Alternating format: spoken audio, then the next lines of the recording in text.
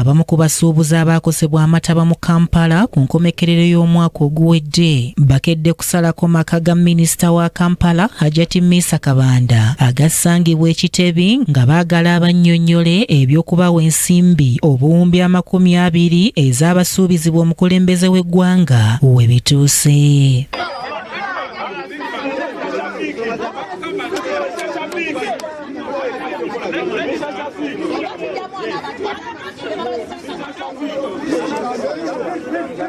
Ebyembi bano we batuukidde ewa minisita bategeezeddwa nti tabaddeewo ng'aliko emirimu emitongole gy'abaddeko era RCC wa Kampala Shafiq Ali Nsubuga azze bukubirire n'atandika okubawooyawooya.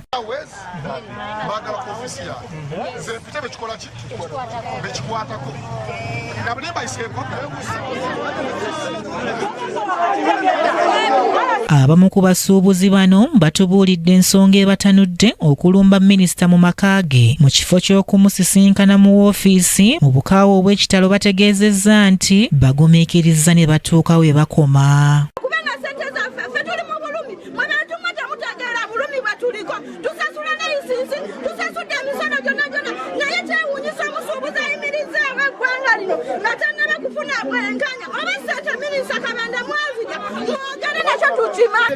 Minisita tufuna okuyambibwa minisita yeraze asigadde mu nju ye ayise RCC lulema buya twakulonza Kalungu okyali e Kalungu ne weeraga naye ku ssaawa zino abantu oganyo bafaako n'olw'ensonga eyo sente z'abantu mu makage nga si ofiisi tutuule mu makage tusobole okulaba tukoze tutya abantu okufuna ki sente zaabwe olw'ensonga nti ejindi batusaba emisolo buli kimu batukola ki naye ebintu byaffe byakola ki esente zaffe zaatuweebwa. Kyokka bano nga bakyewuunaganya ekibinja ky'abakuumaddembe kibasazeeko ne kibalagira okwamuka amaka ga minisita gye biggweredde nga waliwo n'abagombeddwamu obwala.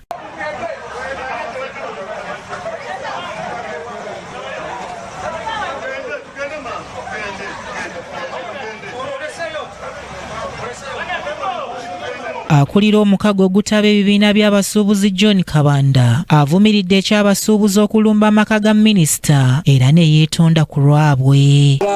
Owekitiibwa minisita wa Kampala abasuubuzi bano basonyiwe kubanga era mbabuuziza ebibuuzo bingi ne bakakasa nti tetubadde tutudde eri si kwekalakaasa wabula ebigambo byonna Kabanda tubikooye.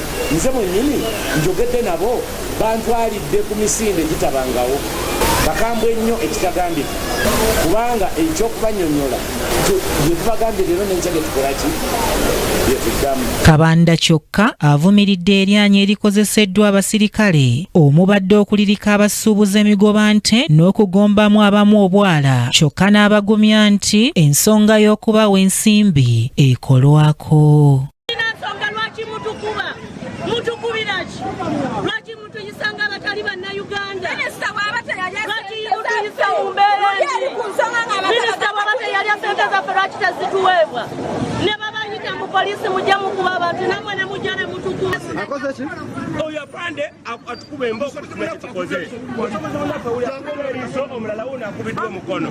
Nze nvumira serikale kye bakoze okukuba abasuubuzi wamu n'abannamawulire.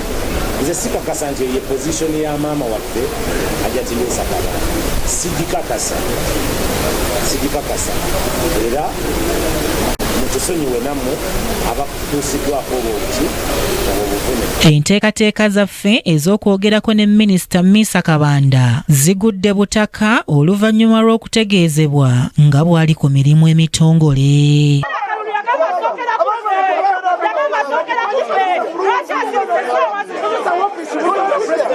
Kimuli Abdallah ne Mary Namirimu, Cracket TV, amalindirire.